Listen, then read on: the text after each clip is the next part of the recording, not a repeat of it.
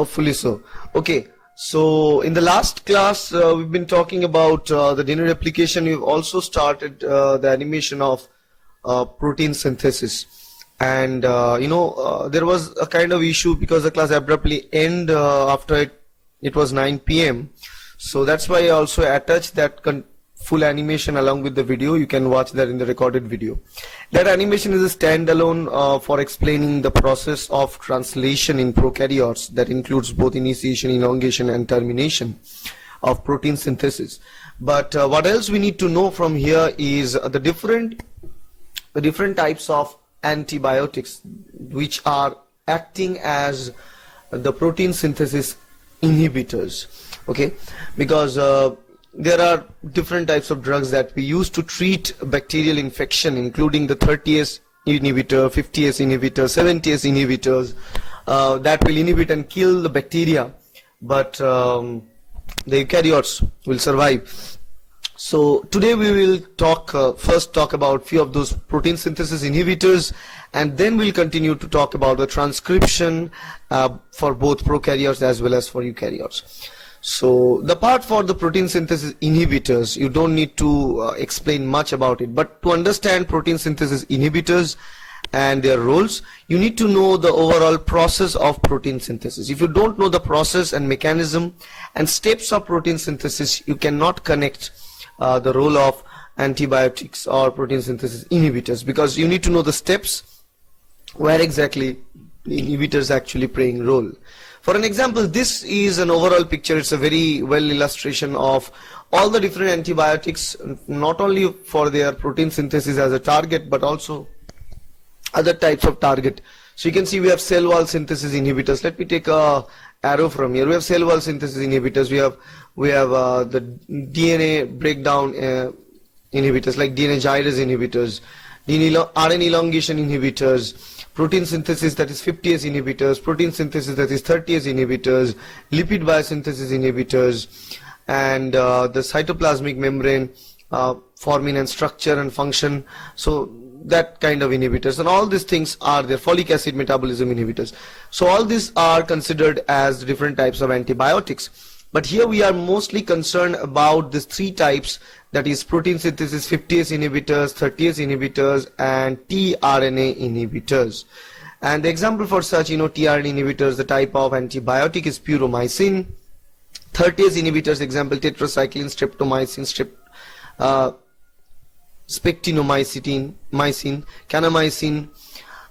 In case of 50S inhibitors, it's erythromycin, chloramphenicol, lincomycin. So these are all the different examples of the protein synthesis inhibitors. Okay, so let's talk about, first of all we'll talk about, because there are examples of protein synthesis inhibitors. There are examples of protein synthesis inhibitors, that is the antibiotics, and also there are different class of antibiotics. For an example, there is a class of macrolides. The different class of antibiotics is there. So in macrolides there are different types. So there are different names and examples of macrolides. So whenever you are preparing this chapter, this part of the inhibitors, you need to prepare two things. One is the type of inhibitors, their class, and the actual mechanism of inhibition. That's what you need to know first. Okay. And the second thing that you also need to know is the example of antibiotics belonging to that class. Okay, that's what you need to know. So first things first, as you can see that this slide gives you information regarding the different class and their respective examples. You can see here the tetracyclines, the example tetracycline, minocycline, doxycycline. These are all examples of this tetracycline type. Aminoglycosides are another class, and the examples streptomycin, neomycin, gentamicin. Macrolides, another class, example erythromycin, clazithromycin, azithromycin, and others, chloramphenicol, clindamycin.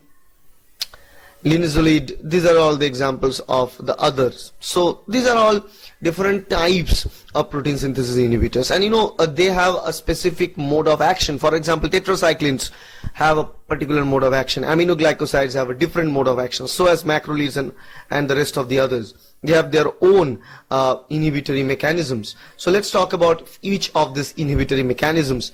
This picture in the right hand side gives you idea regarding four major class of protein synthesis inhibitors.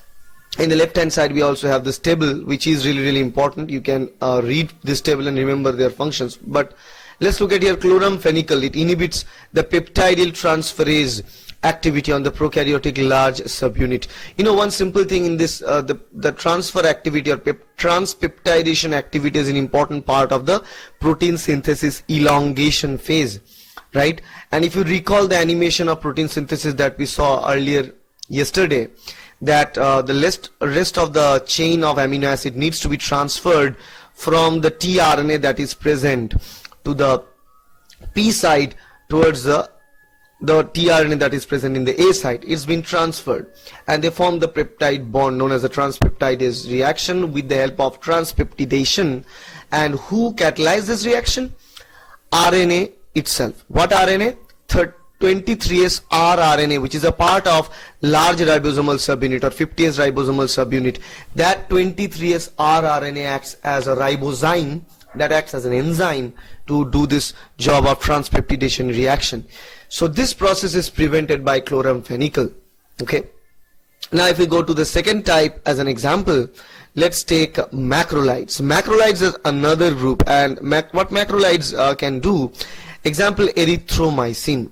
It inhibits the translocation by the prokaryotic large subunit. It blocks the movement of large subunit along the mRNA. So again, the problem with elongation, the problem with the sliding of the large ribosomal subunit on the mRNA, that thing is prevented and blocked by the macrolides. Now the third kind, example tetracycline. It inhibits the binding of amino acyl tRNA to the prokaryotic small subunits of the prokaryotic ribosome. Okay, so what it's actually doing, tetracycline interferes with the tRNA anticodon and causes the misreading of the anticodon by the tRNA. That's the job of the tetracycline. So for every single amino acid they have a proper anticodon unit which will bind with their respective codon which is present in mRNA, and that interaction allows them to proofread the whole process of amino acid addition or peptidation in the prokaryotic protein synthesis. But what happens here is that the tetracycline, it will interfere with the tRNA anticodon reading, and as a result of that, what will happen? No transfer. As a result, what happens here is that no movement or elongation of the peptidase chain, polypeptide chain. And the fourth type of antibiotics, aminoglycosides. Aminoglycosides, example streptomycin. And this aminoglycosides like streptomycin, it changes the shape of 30S rRNA which is present in the 30th part of the ribosome, and that causes again the misreading of mRNA by the tRNA, and this misreading will not allow the process of elongation to continue. So most of this antibiotics that we are watching here, their role here is to prevent the process of peptide bond formation or sliding of ribosomal subunit along mRNA. Okay, but there are also different inhibitors present in even before the process of the assembly process of the ribosomal subunits. For example, if you look at here, the very basic process is this 30th subunits associated with the 50th subunit while the IF3 falls. If you recall last day, if you recall the animation, and that will form the 70th initiation complex. But if there is streptomycin, it will not allow the proper interaction. It will not allow the proper interaction of the upcoming tRNA with the codon that is present in the mRNA. So that is one type of problem which we saw earlier as well. The second situation like macrolides, remember what macrolides can do is the transpeptidation reaction. It prevents that reaction. It blocks the peptide bond formation. And what is the job of tetracycline? Again, as we can see, tetracycline will not allow the newcomer tRNA to bind with mRNA properly. Okay. So both the antibiotics can act during the initiation phase as well as the elongation phase. There's nothing to deal with the termination phase of the protein synthesis, because if you recall, the termination phase of protein synthesis is not something that will allow the cell to generate more and more protein. The termination phase itself is only created to recycle all the components of the protein synthesis machinery so that they can get those components free to run the process of protein synthesis again in future. So all this type of modifications that is required to do, and that things are done during the initiation and elongation phase of protein synthesis.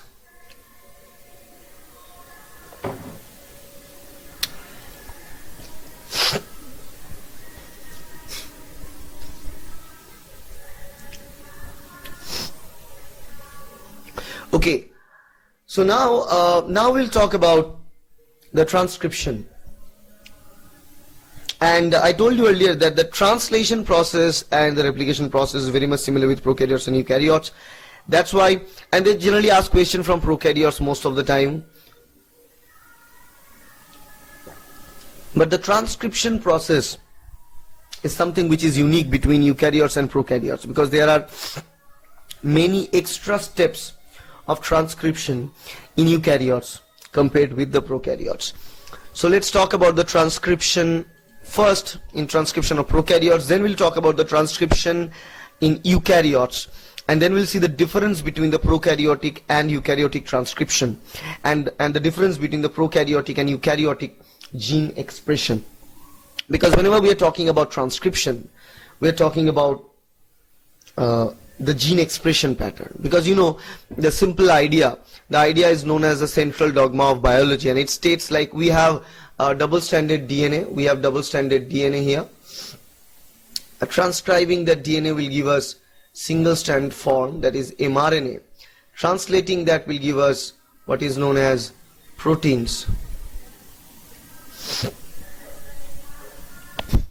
That is the process, and you know DNA can replicate itself, so this process repeats itself, and the proteins are required for both DNA duplication as well as mRNA transcription. Both these things are required, right? So this is a process, and gene expression is the complete picture, that is the information from the DNA, and then finally making an mRNA copy, a transcript of that, and the translation of that manuscript that is present in the mRNA into proteins. So this gene expression profile and pattern is different between prokaryotes and eukaryotes. In prokaryotes, the expression pattern is linear, it's simple, because everything, every genetic material in prokaryotes, it's present inside the cytosol, in the cytosol of the prokaryotic cell, which is not the same thing in case of eukaryotes, because in eukaryotes the DNA is present in a separate compartment in cell that is known as the nucleus, right?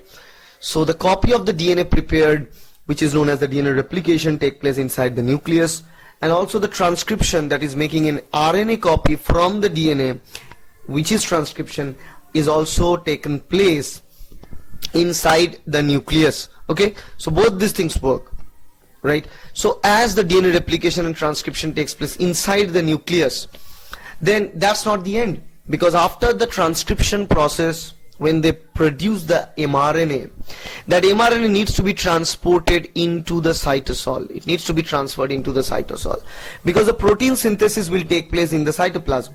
So you need to transfer that mRNA into the cytosol.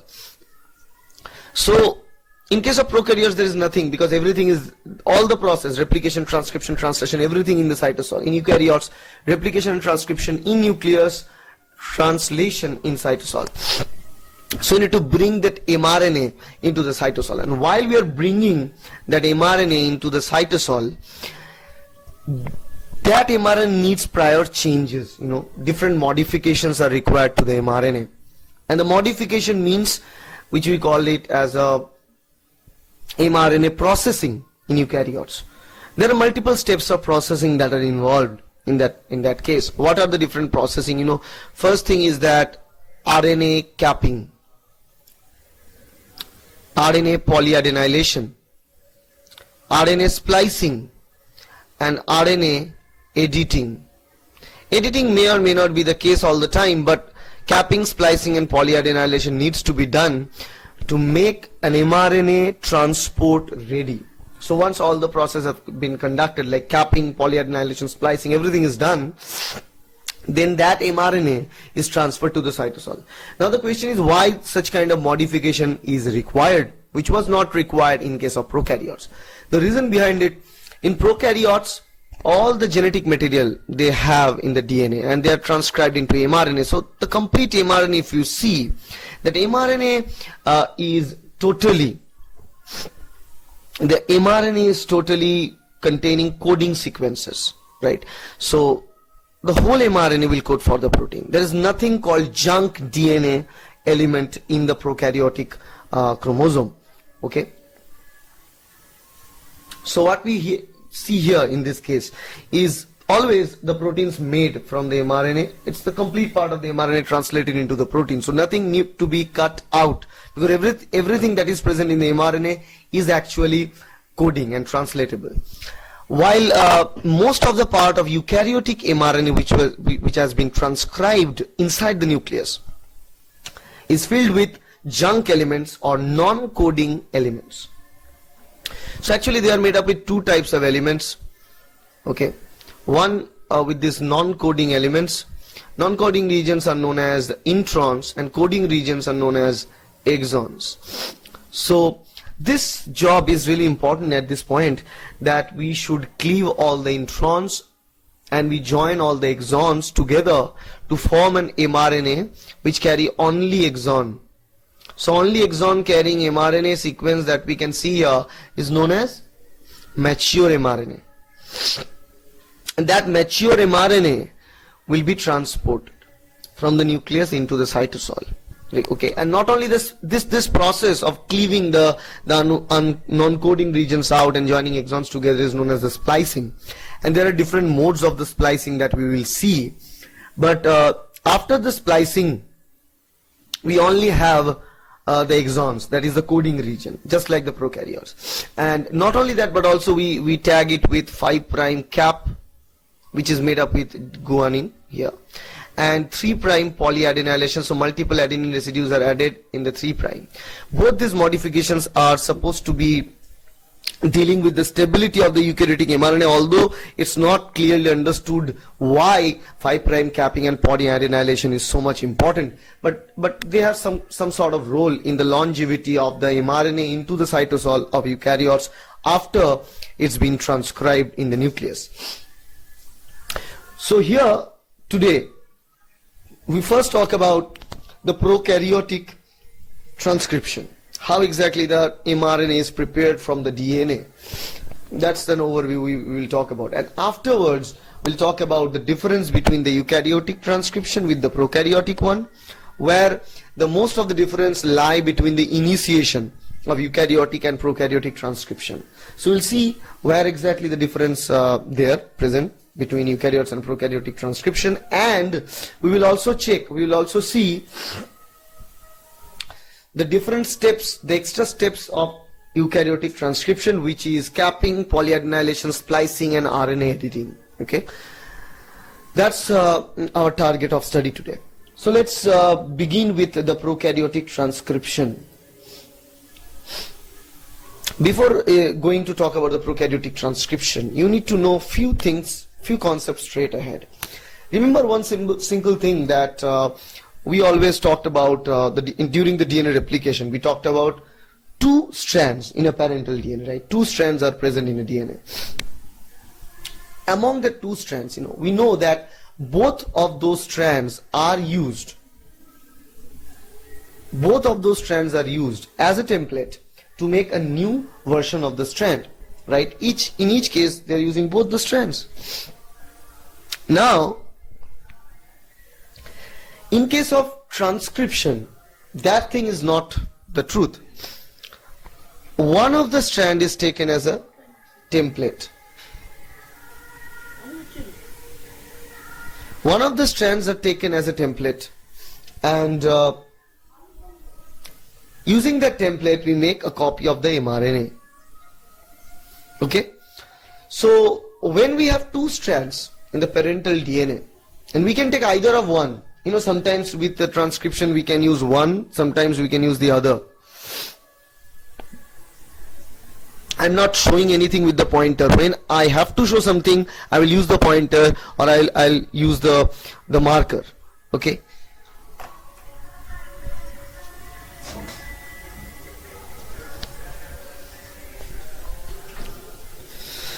So as I'm saying that there are these two different types of the strands that are there. So among these two strands, let's take this one. This is a schematic drawing which will be much better for you to understand and realize.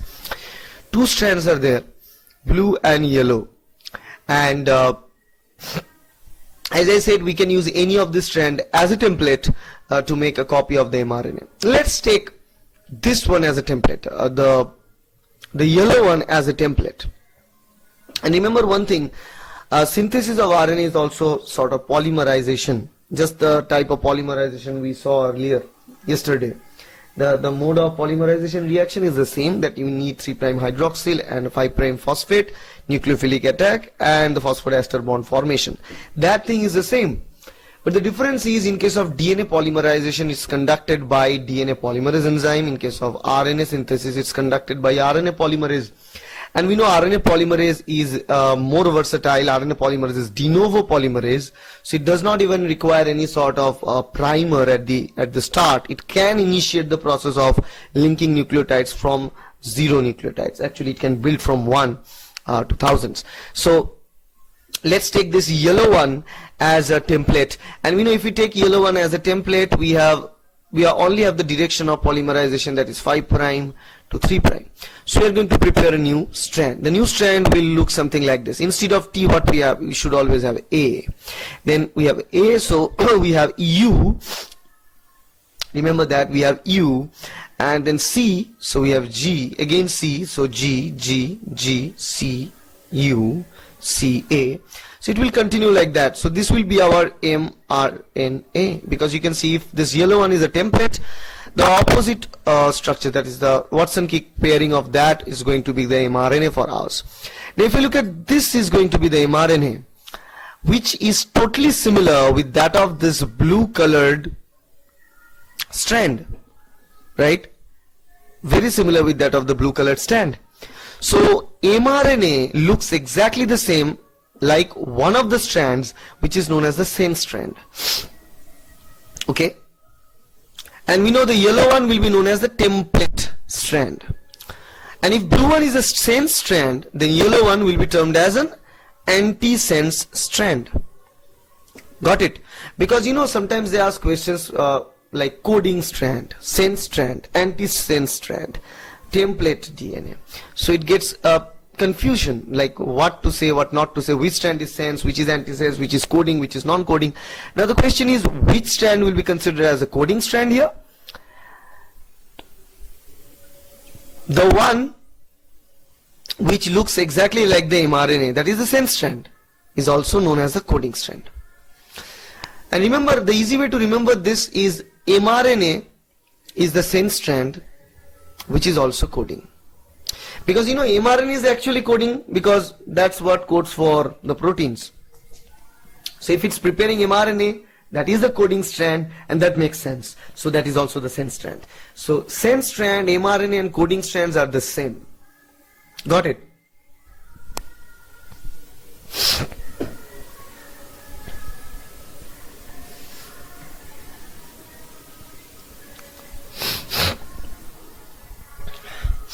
Now let's talk about the start of the transcription in prokaryotes. Remember one thing regarding this DNA replication, transcription, translation. The initiation is the most important of all, because in initiation phase only we can see the different approach, means the regulation. Most of the regulations and regulatory pathways involved is during this initiation phase. So transcription initiation in prokaryotes will be difficult, and also in eukaryotes it's much more difficult because it's involved in many more different types of accessory proteins, which we will see in a moment. So now let's talk about the transcription overview. So the overview says one simple thing here, that is, let me take a pointer here, let's take this one. Okay, see here, this is the start site, and it also has an end site or stop site.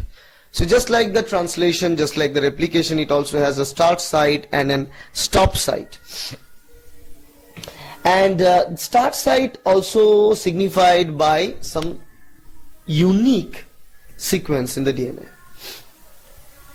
Its consensus, the sequence is conserved through the evolutionary history, and that sequence is conserved in there. So if you compare that start sequence between different prokaryotes, different bacteria, if you compare, you are going to find maximum similarity in those start site, and the start site is very close to another site is known as promoter. Promoter is a place where the transcription will begin, but even before the promoter, okay, before the promoter there is a site which is known as the start site. So let me tell you a few things of this transcription. Let's take this as a DNA. This is the start site. Let's call it as a promoter. And from promoter onwards, we'll write things like, every single nucleotides will write +1, +2, +3, +4, +5, and continues like that. And up of this promoter, we'll write -1, -2, -3, -4, like that. So anything right hand side of the promoter here is known as downstream. Anything left hand side here, upstream. Okay. So upstream regions are calculated by -1, -2, all in the minus value. Downstream calculated by plus value. So the promoter is generally considered as the 0. That is the entry start point of the transcription. Upstream of that, there is this specific sequence that act as a initiator site for the transcription. Because for the job of transcription we need the enzyme RNA polymerase, and RNA polymerase needs to bind with the DNA start site. So this RNA polymerase was associated with these upstream elements for both, in case of eukaryotes and prokaryotes. The RNA polymers need to be properly attached to the upstream control elements of that of the gene that needs to be transcribed. So once RNA polymer is at its place, it will bind with this start sequence. And there are two stretches of the sequence. Can anyone tell? One at -10, another one at, both in the upstream, -35, yes, -10 and -35. So that sequence ranging between -10 and -35 is a part of this promoter region, right? It's a part of this promoter region, and that region contains the sequence TATAAT at -10, TTGACA at -35, right? So this sequence TATAT, known as a Tata box, right, which is also known as the Pribnow box in case of the prokaryotes. So this is where the RNA polymerase binds and detects the initiator sequence, and then once it recognizes the promoter, it starts melting the DNA. That means, separating the DNA strands from each other. Who does that? In case of DNA replication, the separation of the strand done by helicase enzyme. But in case of transcription, it's done by RNA polymerase. So in eukaryotes, multiple enzyme factor in replication, multiple enzyme factors are required, helicase, ligase and topoisomerase, everything. But in case of transcription, RNA polymerase can do the job of multiple enzymes together. That's why it's more versatile. Because of its proper structure, it can separate the strands from each other and form what is known as transcription bubble. And then it continues to transcribe using one strand as a template, which I told earlier. And it will continue to transcribe unless it hits the terminator site. Stop site. Once they reach the stop site, the termination is conducted by either a protein factor dependent, that is row dependent, or intrinsic mode of termination, which we will see in a moment. So generally the RNA polymerase is versatile enzyme, it can do the job on its own, but the very first step of RNA polymerase to find and bind with the promoter requires accessory factors known as the transcription factor. In prokaryotes, the transcription factor is sigma factor. The sigma factor is required for the RNA polymerase to find and bind with the promoter element, that -10, -35 structure. Okay. Let's look at the role of sigma in proper interaction of RNA polymerase with the DNA. So let's look at here. Here you can see the X-ray studies. Just look like a hand. The RNA polymerase looks like a hand. And there are two forms of the structure, with sigma factor, without the sigma factor. So you can see here, it's an enzyme known as the core enzyme, which looks like the hand is closed, where the hollow enzyme is where the hand is open. Hollow enzyme means where the core enzyme is there, that is the rest of the structure is there, plus what? Sigma. Core enzyme is always closed.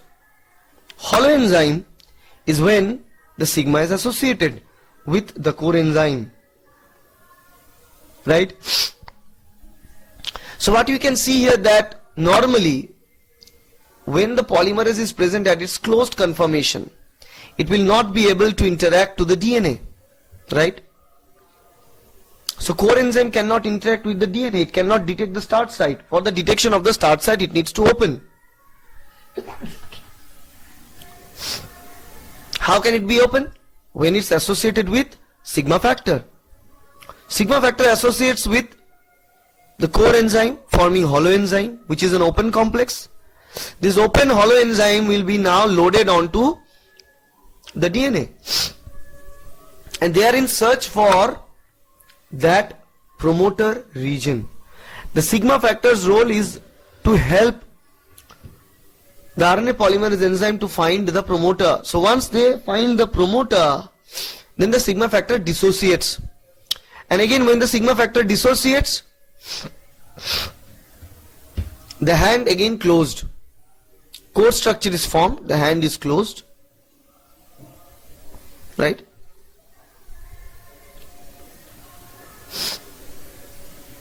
So that they can initiate the process of transcription. See, so this is an idea. For the initiation of the transcription, there is always interaction and detachment of the enzyme RNA polymerase with the DNA. Whenever RNA polymerase is attached with the sigma factor, it continues to attach to the DNA and goes scanning the DNA sequence in search for the promoter. Once they find the promoter, the sigma factor release, and once sigma factor release, then only the RNA polymerase can progress. So when the RNA polymerase attached with sigma factor, it cannot progress, it cannot elongate. The elongation can only possible after the dissociation of sigma factor.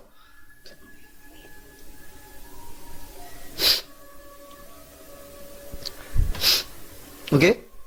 So now the question is, how one enzyme can do the job of multiple enzymes here. The reason behind that is the structure of RNA polymerase. RNA polymerase structure is most like this hand. You can easily compare it with that of the hand. So you can see here, let me take this part. So this is just like your thumb, this is rest of the fingers, and this is the palm, just like a hand, okay, your left hand. And the actual structure, the thumb is just like a clamp here, the bridge is the rest of the finger, and the palm is the wall. And they have different entry and exit points, actually 3 separate points: the DNA entry point, RNA exit channel, and nucleotides entry channel. Okay, and remember one thing, the DNA enters from the DNA entry channel, and bridge positions the DNA in close with the clamp. So once they reach the wall, before reaching the wall, clamp works like an hook, and the clamp starts separating the DNA strands from each other.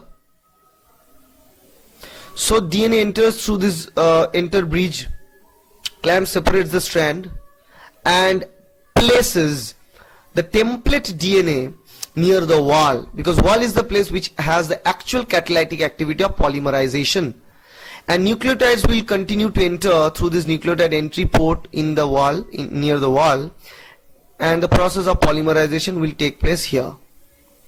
And once the RNA start forming, the RNA also start being exit through the RNA exit channel. See, so all the structure is present in RNA polymerase, so they don't need any further enzymes to do that. Okay, so you can see here in this picture in the left hand side also, it's a open structure, it's a cross section view. So open structure, you can see the unwinding point is the clamp and the bridge, and this is the wall where it's positioned properly, and the mRNA can come out from there.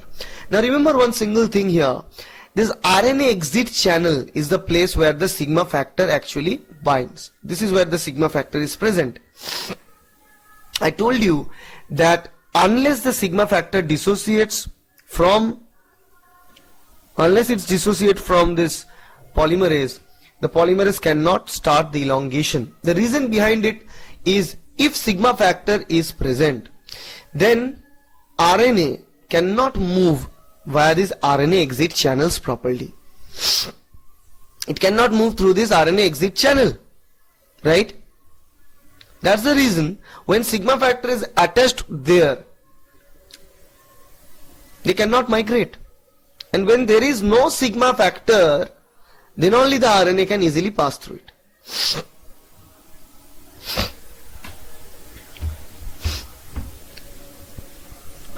So what are the gene elements in the transcription?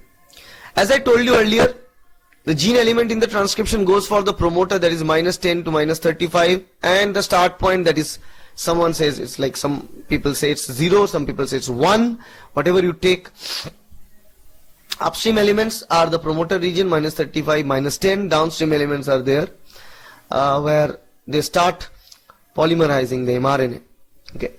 But the role of, as you can see, the promoter is not a very small region. It's a long stretch, and this long stretch of the promoter also plays an important role, finding the suitable binding of the RNA polymerase and positioning the RNA polymerase properly with that of the start site, while they can separate the strands from each other. Okay. So, transcription initiation. So how exactly does transcription initiation take place? We saw one simple example earlier, like the structure of hollow enzyme and core enzyme. But remember one thing, without the sigma factor, the core enzyme can bind with the DNA. It can bind with the DNA. But the binding is not specific. So the RNA polymerase can bind literally to any part of the DNA. It never knows whether that part is promoter or anything else. But whenever there is a sigma factor associated with the RNA polymerase, then they can bind to the promoter. Then they can recognize the promoter. Okay. So what is the idea is, normally at the very beginning, when they form this hollow enzyme, that hollow enzyme has an open hand, start the search of promoter region. They start the search for the promoter region, and the process is repeatedly, like association and dissociation, a continuous association and dissociation. So as they continue with the association and dissociation, they finally find their target, that is the promoter. They finally match with their target, that is the promoter region there. Once they find the promoter region, they bind with the promoter region, and then they initiate the process of transcription while the sigma factor is still attached. Okay, just to check whether they have attached with proper promoter sequence or not. So what happens in here is that mRNA is transferred inside through the entry channels. The DNA is entering through the entry channels. The strands are separated by the polymerase, and also the mRNA start being synthesized. But what happens here, as you can see, as the sigma factor is attached, I told you earlier, as the sigma factor is bound, the mRNA that is produced is of 5, 6, 7 nucleotides long, and they cannot be much bigger or much longer because the exit channel is blocked by the sigma factor. So it will not allow this mRNA to be removed or to be released. As a result of what they can do is that the polymerase dissociates. The polymerase dissociates, dissociating the fragment of small stretch of mRNA. This is known as abortive initiation, where at the very few first rounds of transcription, the polymerase continue to do the job while the sigma factor is attached, and they end up in producing very short fragment of mRNA. This is also known as DNA scrunching. Scrunching of the DNA means they are pulling the DNA inside. If you look at this picture, it will be much clear, as you can see. They are pulling the DNA inside. You can see here that this is the promoter region, so they are pulling the DNA inside, but there is no exit channel of the mRNA to come out. So the DNA and mRNA start accumulating inside the RNA polymerase, making it very less sterically favorable to form a stable structure. So that polymerase gets dissociated. So this process continues, that taking the DNA inside, separating the strands, and making the mRNA, which is not being transferred by the RNA exit channel. So this process continues.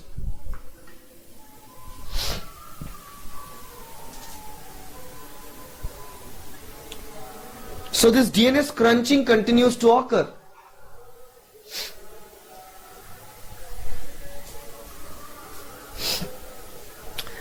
And they start performing this small stretch of mRNA. Known as abortive initiation, because the initiation is not complete, it gets aborted all the time.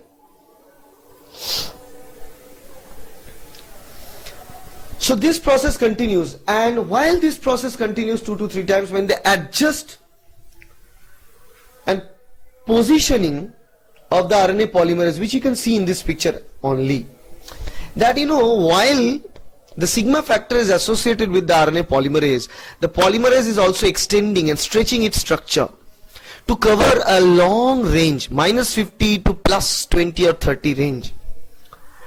Okay, during that time abortive initiation continues, but when they find the promoter region, that is the start point, that is +1, the structure alters, sigma factor dissociates, and the RNA polymerase shift back to its normal shape. Okay, so once they receive this, once they regain the structure in here, okay, then they can initiate the process of transcription. So that's the process, So finally, sigma factor dissociates, scrunching is over, and RNA polymerase is now properly placed. Now the job of RNA polymerase is to melt the DNA, separating the strands. While they start separating the strands with the help of that bridge and clamp of the internal structures of RNA polymerase, then it forms what is known as a bubble, transcription bubble, because it looks like a bubble.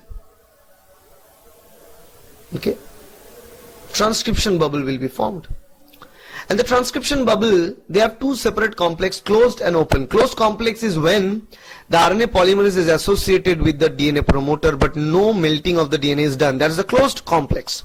While the melting of the DNA strands done and the bubble formation begins, that will be known as open complex. So open complex formation. So once the open complex is formed, then the transcription progress towards elongation.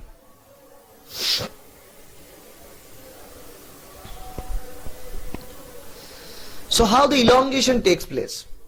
The transcription elongation in prokaryotes is done always by a making and breaking of bonds. So if you look at here in this picture, these are all schematic drawings because it's really difficult to explain with the 3D diagrams here. But you can see here that this is the overall structure of the RNA polymerase, the red circle. The DNA is also shown here, blue strands, and the growing chain of mRNA is shown here with the dark blue. And the interactions with the RNA polymerase and the DNA strands are shown with this other red colored bands. Okay. So you can see here the interaction is always there, like the interaction between the backbone, phosphodiester backbone of DNA template with RNA polymerase, and also the interaction between the RNA polymerase and the bases. That's always present. But how exactly the elongation take place? You can see here in this picture that the DNA is positioned properly. Where? To the wall. If you look at the left hand, it's the palm of the left hand. Okay, this is the wall where they should position one nucleotide at a time, one ribonucleotide at a time. So this is the DNA strand with one nucleotide should be present at a time, and we know they have this protein bridge. And protein bridge's role is not only to allow the proper separation of the strands, but also to position one nucleotide at a time so that they can continue the elongation. Okay. So what we can see here is that the DNA, and they are positioning this base. They are positioning this base by the protein bridge. Protein bridge positioning the base. And RNA is now the ribonucleotide now can be attached. And what happens, every single time, so once that thing is done, rest of the other DNA bases are flipped outsides. As you can see, it's flipped outside. Then what happens? This bridge alters the structure and creates the gap of single nucleotide, and it flips the next base. See, it flips the next base, which is blue. The blue base is flipped now. Now again another nucleotide will be added.